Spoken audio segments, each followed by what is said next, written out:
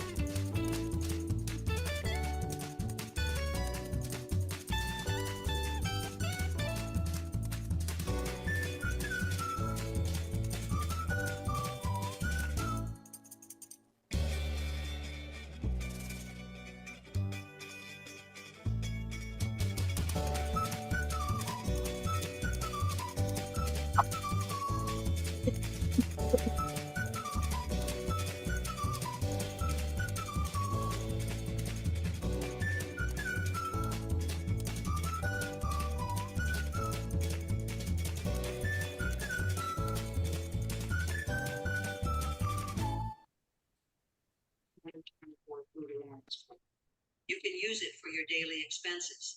If you don't apply in time, you'll have to wait another 12 months. Greetings, ladies and gentlemen. It's Brian Terrian from the Disability Digest here with our Wednesday YouTube live event. We are bouncing back after some technical difficulties last week where our show ended up somewhere other than we expected it to, but it still was a good show. You can check it out on the replays. But for today, we have another special event. We are going to go through part 2 today of how to use AI, artificial intelligence, a free tool that you can use to find job and income opportunities, business opportunities, how you can use it to find housing opportunities. So we're going to go through that. And I'd like to welcome Mr. David, Mr. Philip. Thank you, gentlemen, for joining and helping out with today's event. All right, so I'm wearing a hat today for 2 reasons. One is AI, I view it to be like a thinking partner. So I have my thinking cap on as a theme. 2, my hairstylist has been on vacation. I'm 2 weeks overdue and I'm having a bad hair day. So that's what I got for you. There you go, Philip. Must be you just had a cut done, Dave, and you're without a hat. Cool. So listen, if you are new here or back, we do these events for you here at the Disability Digest to help you understand like how to get through the disability process, get your benefits approved, keep them, maximize them. Our objective is to be a trusted, reliable, no-cost source for you of disability information. And at the Disability Digest, we've done this work since 2006, and we're serving around 192,000 members right now. So I hope you find value in this and you use what we share with you. And if you like our work, then give it a share. Invite others to come on in and listen to these shows. Just a heads up for next week. We have our most controversial event of the year, which is we're going to talk politics. I don't know if anybody is in a family where you have one of those rules where you don't talk about religion or politics around the table. We talk about it, but it always ends up not so good. But anyway, next week, Attorney James Mitchell Brown, the industry expert, is going to discuss the political perspective on how each party could potentially influence your Social Security disability benefits. You'll have the opportunity to engage and ask questions in that event as well. So bookmark your calendars for next week. Okay. I see people piling in here. So for the format for today's event, I'm going to go through a couple of learning pieces with you, and then we will definitely take some questions that you may have comments, feedback, I'll also open up the phone lines so you could call in. Give you that number in a few minutes so you can do that.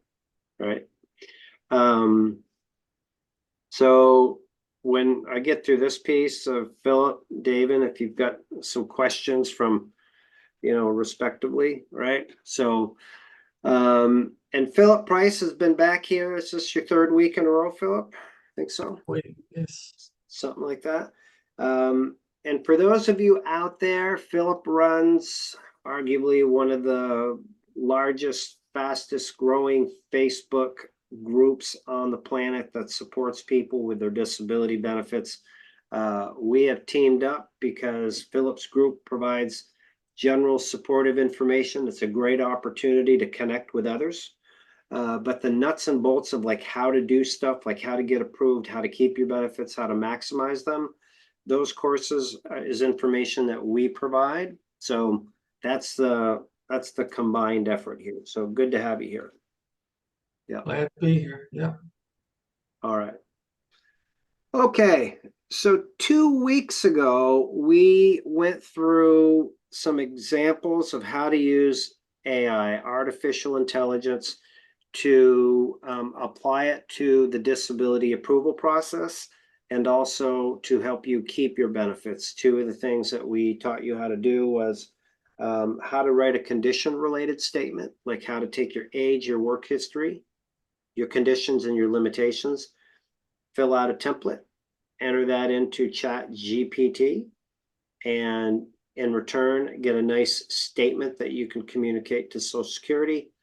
And then also to take that a step further, how you can create a full legal type brief.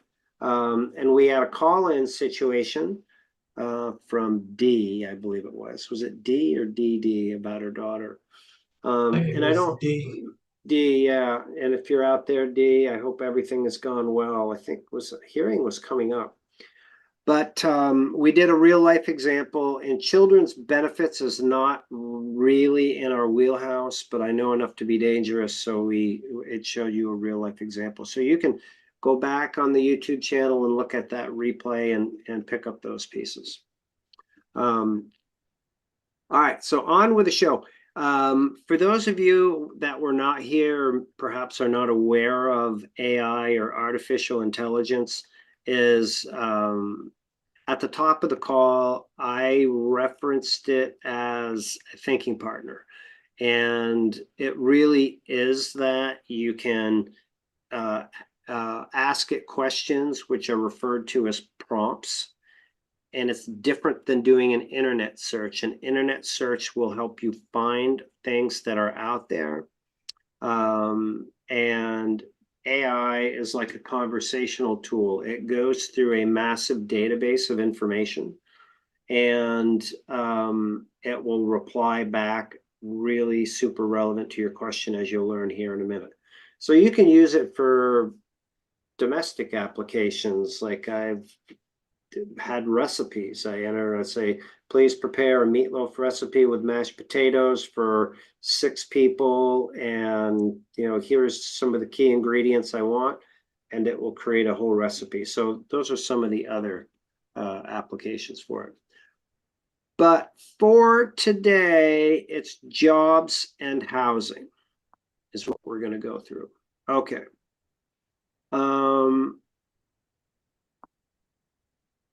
We're going to have call in a minute. So this is what a prompt is like. And these prompts that you see here, like I live in blank and I'm not able to work a traditional job, these are available for you in the description of the video on YouTube. So if you're on Facebook watching this as a live stream, it should be the post to come on into the description so you can get this information. So the concept is you take a template like this and you modify it with your own personal information, and then you enter it into Chat GPT or some other AI tool. Okay. So for this one, we commonly receive questions about, geez, I'm interested in working, but I'm, I'm different than I used to be because of my health and sickness or injuries. So I don't know really like what I could do or what's available. And we often get like, well, what are others doing? Okay, so this is how you could use that. So this prompt again states, I live in, insert your city. I'm not able to do work a traditional job because I suffer from, and insert your conditions. I do have blank like 3 hours a day, 5 days a week, or whatever it is that I could work. My prior work was in your prior job that you had and some of the skills that you had. Please list types of jobs available or businesses that I could start. So that's the prompt. Now I've modified the prompt to fill in information as though somebody was in Charlotte, North Carolina. They had chronic fatigue, fibromyalgia, and depression. And they could work 3 hours a day, 4 days a week. They used to be a floor nurse, really good typing skills, super interpersonal skills, and good at solving problems. So this is the prompt that we have that's finished. And for those of you that are new here, this is what Chat GPT looks like. You can just do a Google search if you don't have it and type in Chat GPT. There's a free version of it and sign up with your email address. It's totally safe.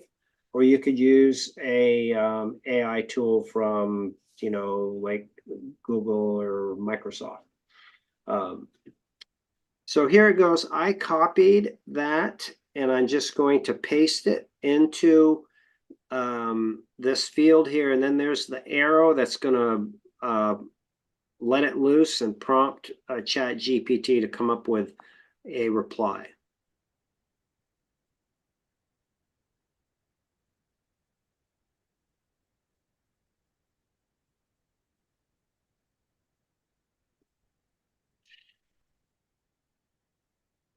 All right, so it comes up with a bunch of different ideas that you could do. Now, when you're using these, you could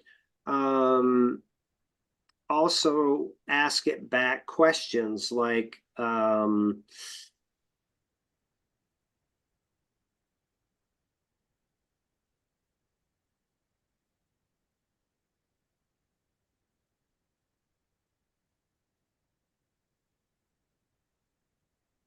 so are there teaching options in my area or online?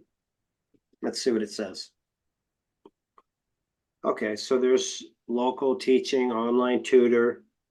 So you can start a conversation. So if you're using it, what I do if I start a conversation with it and it's like something like a thinking process like this is I'll start the conversation and I might go away for a while or come back and you can continue the conversation. But if you come up with a new topic, then it's best to start a new conversation. That's what I've found. So this is how you can use it for jobs as a thinking partner. And again, if you have questions about this or you have other related questions, you can enter those into the chat on Facebook or on YouTube. Okay, so that's one way. The next option that I want to show you is I'm going to click this new chat button here is for housing. And we have found that when people's needs change and their incomes change, then their housing needs change. So one of the best resources for housing is centers for independent living. And this one's going to be a little bit more in depth because it really needs to be. So I'm going to take a drink. So you insert, I live in the city you live in. I'm not able to work a traditional job. I suffer from the conditions. I'm a Social Security disability recipient on a fixed income. Because of my conditions, I need housing for, insert the date, my monthly budget. I would like a studio or a 1 bedroom on the first or the second floor because I have mobility issues. I'd like to be within 2 blocks of transportation. I do not want to live areas that you do not want to live in. Please prepare a letter.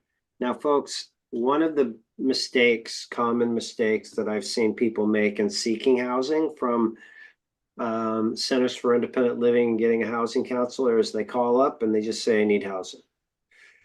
So this information is as a result of conversations with housing counselors like Jim, who is a member here. I'll leave his last name out. You need to be specific. And if you're specific and you come up with a letter, you're going to be really much more attractive to work with because there's a higher probability of placing you. So this is important if you have housing needs. You could also reverse engineer this to say, rent out part of your house. So this is the finished prompt. And I used the area that I live in. I live in Burlington, Vermont, not able to work because I suffer from lupus and MS, Social Security disability recipient because of my situation. I'm in need of housing by October 1st. My monthly budget is $1,600. I'd like a large studio or 1 bedroom on the 1st or 2nd floor. I have mobility issues and need a ramp or elevator. All right. Would need to be within 2 blocks of public transportation. I do not want to live within 5 blocks of the North End. This right now is a dicey area in Burlington. Please prepare a letter for me to send to the Vermont Centers for Independent Living, VCIL. And if you don't know your local Center for Independent Living, we've covered that many times in our programs. If you're a member at the Disability Digest, you can just reach out to us or search the YouTube channel for keywords CIL or Centers for Independent Living. Okay, so I'm going to take this and put it in chat. I think that's the whole prompt. Yeah.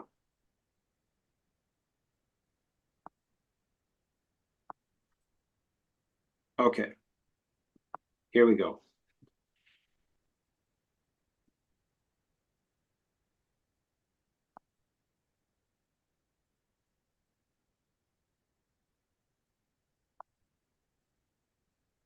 All right.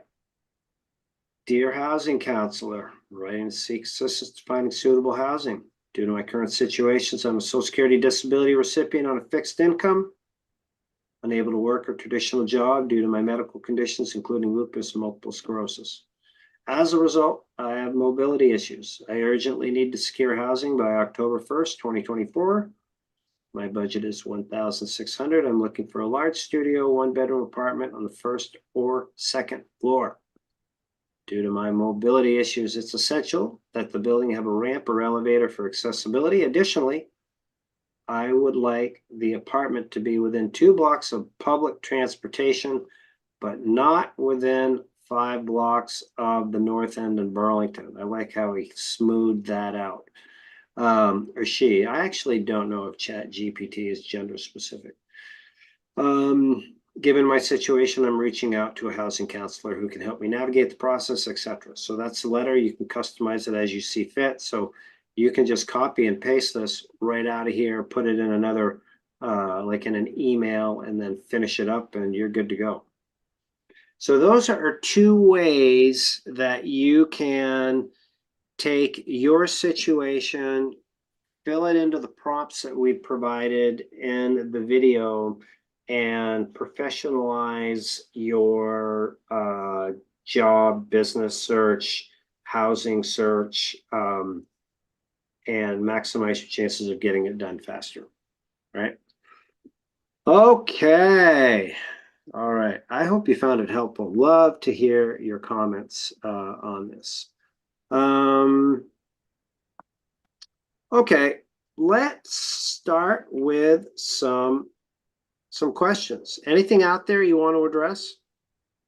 Questions that have come up? And then I'll open up the phone lines. Yeah, I guess I can start off here. All right, Philip, what do you got? All right, this first one is a statement. Says, thank God my husband's case was approved after 523 days. Hmm. Case was in 2 states, Florida and Georgia. This is his first initial case and without an attorney. It is a great group. I guess he's giving us some kudos there. I learned a lot. Thank you for your support and help. Don't give up hope. Wonderful. Appreciate the feedback. Thanks for the shout. Yeah, shout out to that individual. One, congratulations. Two, Yeah. if you are a member of the Disability Digest, which we hope you are, and if not, we encourage you to join us, then we would like to know who you are. You can contact our support team or join us, and then we can get you information that can help you understand what your husband's, like the award letter, what's in it, what the responsibilities are, what you do next, how to keep your benefits, all that stuff. So that's how we can help you. But appreciate that feedback. That's great. Well done. All right. Can Medicaid legally drop you if you are waiting on a disability decision?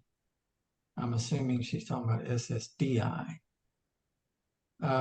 I haven't worked since 2021 and my husband's income is over the limit. If I lose, I don't know how if I lose Tennessee Care, I don't know how we'll afford my medications and specialists. I'm freaking out.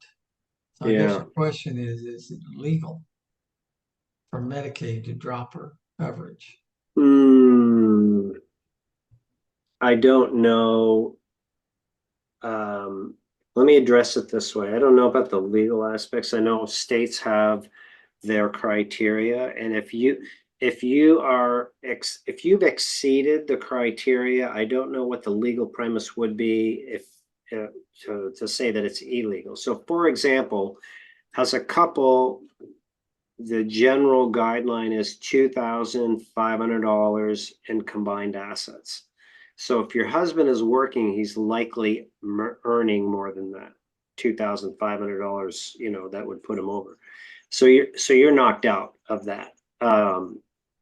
And I don't see any way. It's common. I don't see any way that there's a legal angle there.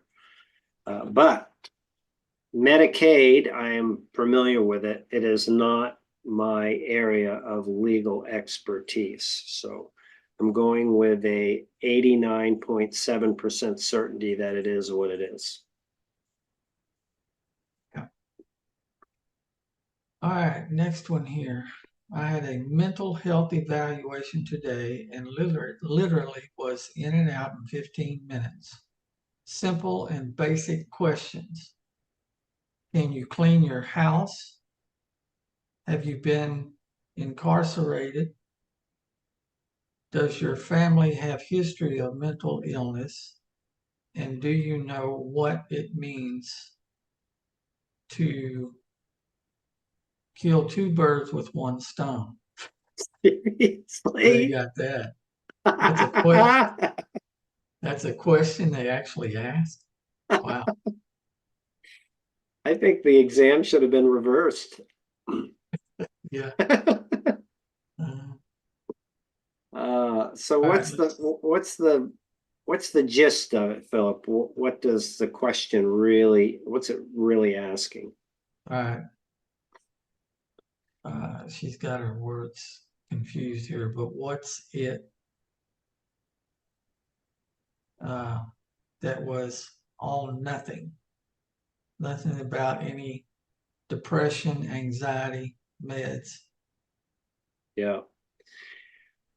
Is that her final question? Is that normal? It's normal if you're not prepared. I'll put it that way. And if you're prepared, and I'm presuming that you went in there not following like the guidance that we provide, because if you'd gone in there with, somebody advocating for you. Two, with at least a summary of your conditions and what you're being treated for. And then you would have forced their hand to do a more relevant exam. Now, what they ask for examination questions, depending on your condition, I don't expect we're totally in line. So I'm not I'm not sharing information with you that you're going to want to hear. I'm just telling you as it is in hopes that I can save somebody else out there. These things are critically important. And when you're 1v1 in there, it's you versus them. And if you don't know what to expect, they got you. They control the whole show, and it really impacts your case. So, I mean, it's not the only thing that's going to be evaluated in your case, but it is a doctor that's hired by Social Security. So this person could simply report back whatever they like. Now, let's take it on the other hand. Let's say if you go in there and you're prepared, you've got your advocate with you, your medical records, you tell them what you're being treated for, and in your medical records, it states all your limitations like we've told you to do, then they could ask you, any rogue question or questions that are not relevant, and you can get out of it because they're not evaluating you based on the evidence, which is their job. Does that make any sense? Yeah. Sure. Good. I would add that if you could go in there and kill two birds with one stone, you're probably not going to get approved. Yeah, you could probably get paid for that and not have to, right? Yeah, that would be an exceptional talent. Yeah, yeah. So if somebody's looking for something to do for like a side hustle, well, maybe killing two birds with one stone could be it. New job out there. Yeah. All All right. right, I think Devin, if you have anything. Well, I just retrieved one from one of our members who asked via support at the disabilitydigest.com. Can you look and get a job after you applied for SSDI but haven't been approved yet? And how does it affect your application? And what happens when I find one? Should I update the SSA and tell them about my new earnings? Ooh, this is a really good one. Okay. I'm gonna, if I don't hit all of these, Dave, and I'll just come back and get this. So if you're going through the approval process, you can work and earn up to $1,550 in a month in 2024. But remember what the premise of your case is. You're trying to prove that you cannot work. So any work-related activity, whether it's work or school, can open up the argument that maybe you could work full-time, maybe you could work more. So you need to be really aware of that, especially if you're under 50. If you're under 50 and you're doing any type of work, it's just really hard to get your case approved. So on the other side, if you've been a floor nurse for 25 years and you're 56 years old, and now you are doing some part-time administrative work at your local school where you're sitting down and entering some information 2 hours a day, that's a different deal because you have a solid work history, you're working a little bit, yeah, you're sitting down, you're not as a floor nurse, you're not walking, all that stuff. So there's some uniqueness here. And regardless of work, when you work, whether it's going through the approval process or once you're approved, I definitely recommend that you tell Social Security about it. So now, I have one other piece of this that I want to sprinkle in here. There are many individuals that do not apply for their benefits. or still ponder the fact that, geez, I think I could work, right? Going through the approval process. So this is my position on it. All others that represent individuals and do this work don't share this, but this is me. I feel that if that exists, that you should, if the opportunity presents itself, go for it. Try to work while you're going through the approval process. Now, there's certain times where it's better to do this than others, especially after your first decision. If it's denied, then you have a reconsideration appeal, except for 10 states, but you're likely in for a long wait until your hearing. So if you go back to work during this period and you pull it off, meaning that you're successful beyond 6 months, then you can always stop your application. Yeah, right? But if it's not successful, let's say you make it 2 months, right? That can be valuable evidence for your case if you properly document it and say, okay, listen, man, I tried to get back in the game. I tried to work. This is what Social Security wants to hear. But I couldn't do it. It lasted 6 months. They were making special accommodations. I had to go out to my car, take naps at lunch. They let me come in late. I had Sally was doing 3 of my job tasks because I couldn't do those, that type of stuff. So that could definitely help you get approved. So good question. Did I cover all the points of it, David? Yeah, basically, yes. Okay. Thank you. Yep. Well, I have one other thing I'd like to add on this. One other thing. This is recently provided by a member. If you are working and you're expected to submit income to Social Security, if you're submitting your income, it's best if you do it in some written format where you get confirmation of receipt, mail typically. But let's say you are earning $200 a week.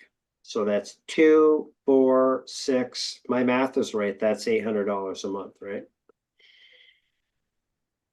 So when you specify your earnings, put your earnings weekly, what you earn $200 a week. Do not put a total for the month.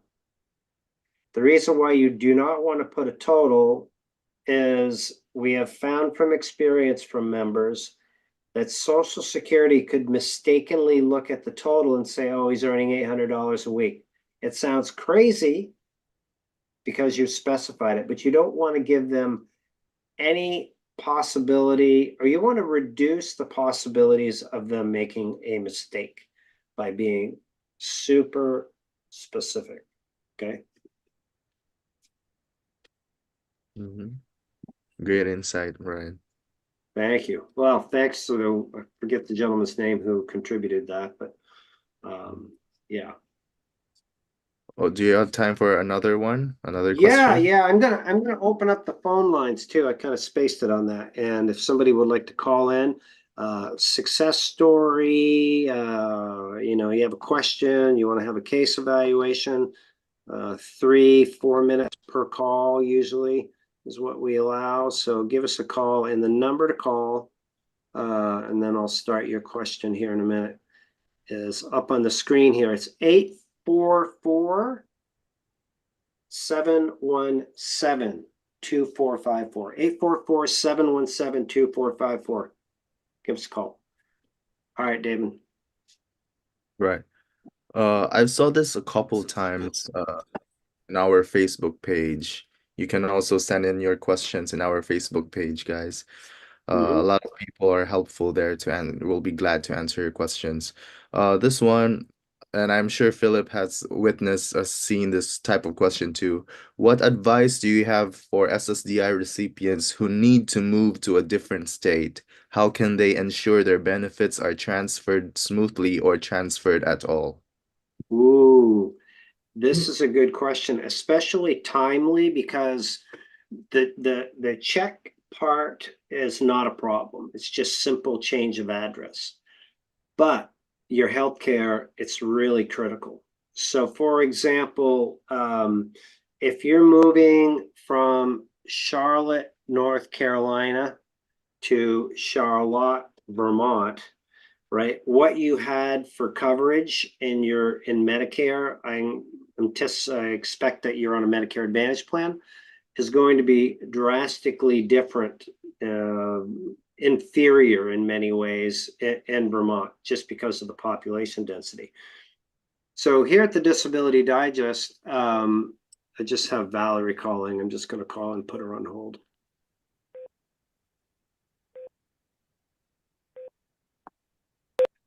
Valerie, just hold a moment and I'll be right with you. It's Brian Tarian. All right. Okay, thank you. All right. So my suggestion is to look at the zip code that you want to move to, and evaluate what your coverage would be in that area. And again, everything else, not everything else. Are you talking? No, I'm just answering a question, Valerie, and then I'll be right with you. But thanks. Oh, sorry. Yeah, no, that's all right.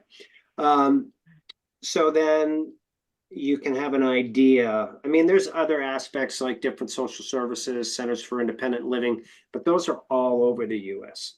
That's my one tip. Okay, Valerie, thank you for calling. It's Brian Tarian. How are you today?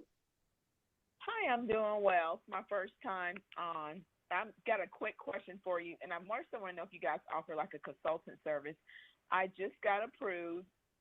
I am under 50. I heard you mention that. I'm under 50. But I'm seeing here, I'm just opening up my letter, that some of my retro pay, I think they said I had $2,000 a month or something, limit resources. I don't know what that means. I think I can make up to $2,000 prior to being approved. Are you there? Yeah, I'm thinking it through. So were you receiving through the approval process like state Medicaid?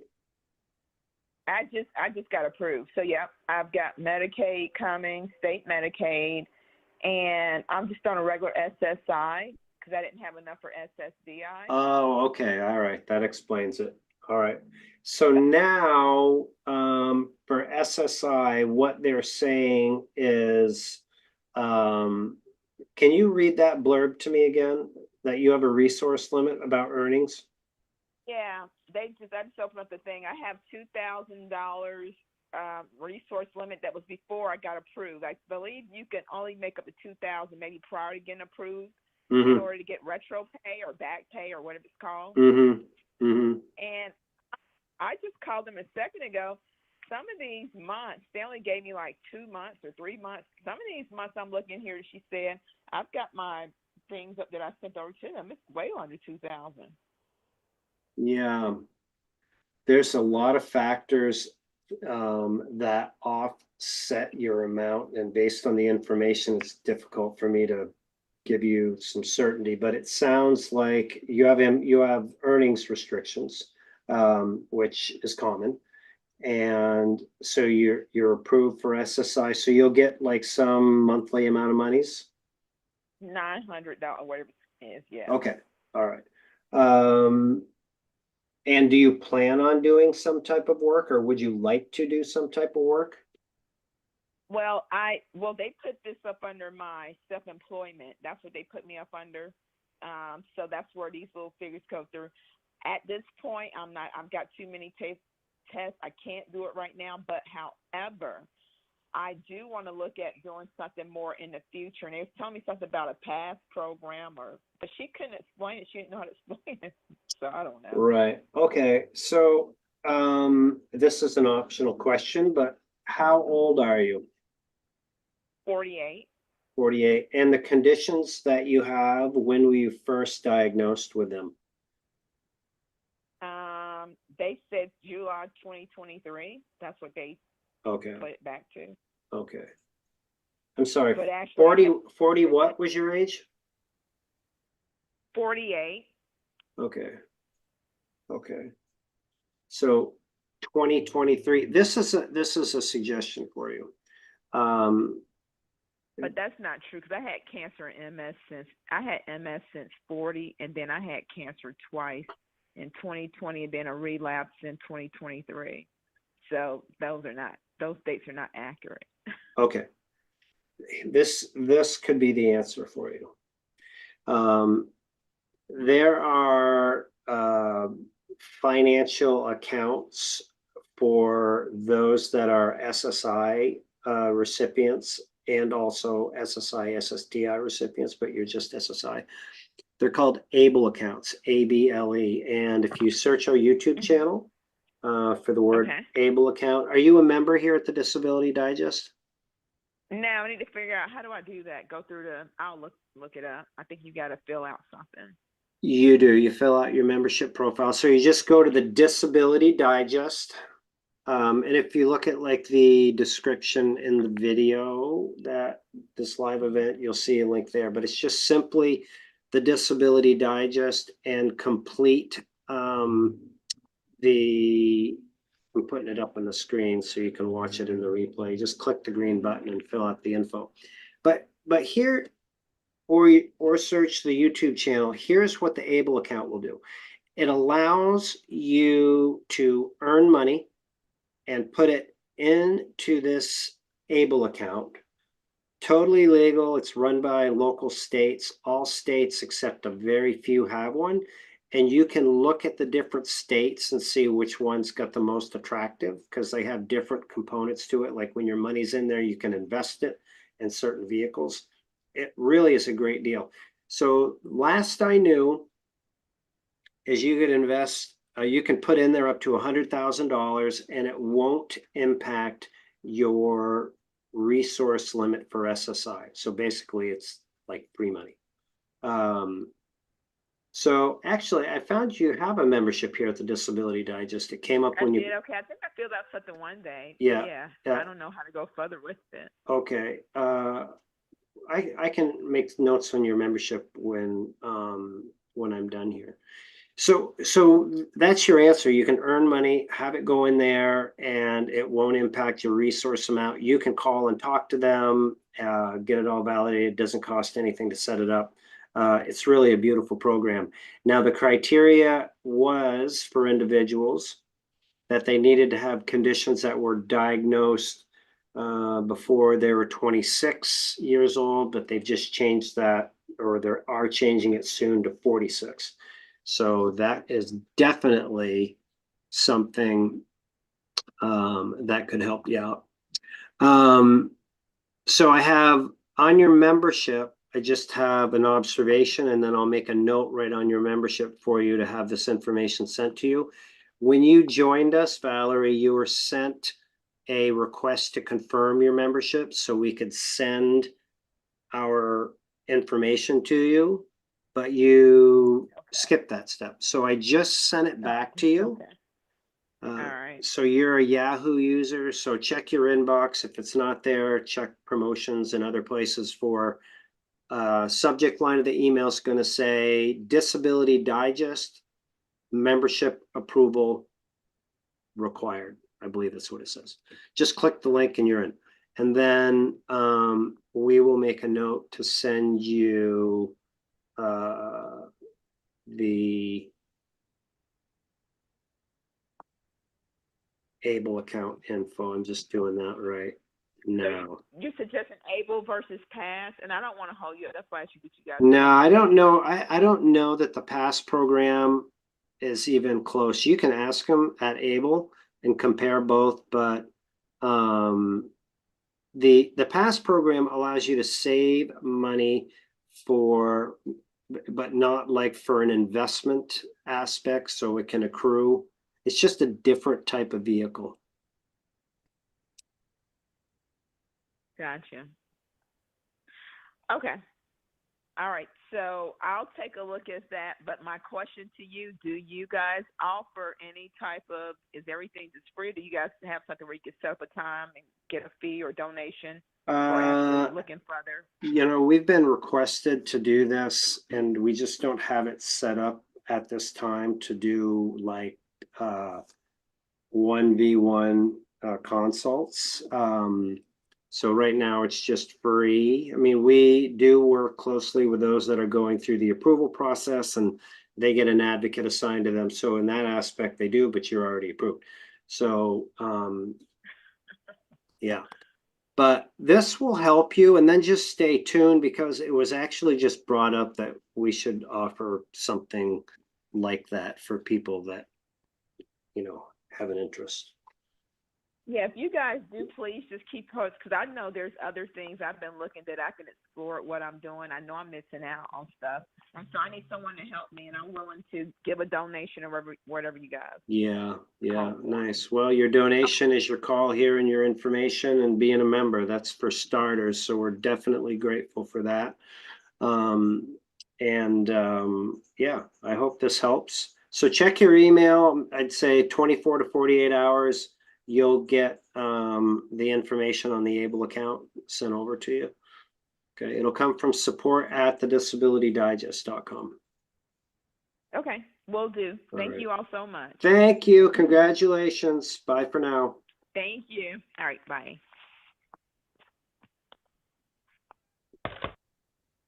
Okay. Any other questions to address? The phone lines are open. Somebody wants to call in. Oh, we've got somebody else here. Thanks for calling. This is Brian. Hi, Brian. First of all, I want to apologize for my voice. I had neck surgery, so if you can't understand me, you can just hang up on me. I can hear My you name is fine. Terry. Terry? Okay. My name is Perry, Okay. and I've been a member for over a year now, and I just want to give some feedback. I initially filed my claim 815 days ago, and I've been in reconsideration for 379 days. Oh my God. And I am very, very fortunate, even though my neck surgery was not part of my claim. I found out last Wednesday that I was approved in the reconsideration phase. And I want to tell you that I have been listening almost every week when I can to your live broadcast, plus reviewing all the previous videos. And I want to say thanks. Your help. I've been working with Carol. I initially talked to Philip when I first decided to have you represent me. You represent me, but I received my letter today, so I will receive 22 months of back pay, and I'm officially approved. So it's been a great 5 or 6 days since last Wednesday. What a relief! Wow, I bet it has been. Thank you Congratulations, Terry. yeah, congratulations. That was Philip saying that. Yeah, that's great. It's just two things. The 379 days of reconsideration is wild. What state are you in? I'm in the state of Maryland. Maryland. All right. And then getting approved at reconsideration, I mean, it's like 11.7% national statistics. So you beat the odds there. So well done. That's good. Have you received your back pay? I'm not. Okay. I don't know how soon that will come, but I think they give me an estimated amount so far, Okay. and I'm very pleased with that. Good. The first.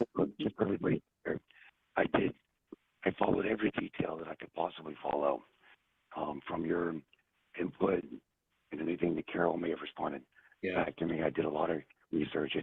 It's not an easy process. It's very, very stressful, and I'm just very glad that everything has got to where it is right now. Yeah, well, I'm happy for you, and I wish you a speedy recovery with your voice. I actually kind of like it. It makes me, anyway, particularly like really focus on each and every word that you communicate. So there is some value in it. Yeah. I have no pain, but it's a strain to talk, and unfortunately, talking's one of my favorite things to do. Yeah. To do. All right. Well, I won't hold you again. Thank you for calling in and congratulations. I appreciate you with your contribution here, but placing your trust in us to help you get through the process. So I'm sure we will be in touch with you. All right. Appreciate the help. Okay. You bet. Bye. Okay. All right. Phone lines are open. anybody else would like to call in, 844-717-2454, as we will take one more call if there is one. But just to give you a heads up for next week's event, industry expert James Mitchell Brown will be here. And he's going to discuss the political or possible political influence of the respective parties that they could have on your disability benefits. He's at a very high level in this industry. He's spoke to Congress, and he's just in really tight, and he's the most credible person that I know to go through and talk about this. So you're welcome to ask him questions. I think in preface to the whole thing is it's an opportunity to learn each side. It's not a political debate to emphasize that one side is better than another. It's really up to you to just take the information that is shared, so that you can make the best decision going forward. So Philip, David, anything in closing? Any last shout outs, questions? No, I don't have. Good. Okay. Just a reminder for those of you that were watching this event and want to put into practice the AI tools that we have, that you can go onto the YouTube channel, click on the event description, and in the details of it, you will find the job and income prompt. You will also find the housing chat GTP prompt. And love to hear your comments. Like, I used it, worked, or didn't, or any other feedback or other applications that you're using it for disability benefits that maybe we have not covered would be awesome, right? It produces well-written content, Brian. It's really well written, right? Oh, yeah. It's really my savior because I am a terrible writer. Yeah, so it's my friend. Philip, David, thank you for your assistance here today, and all of you out there.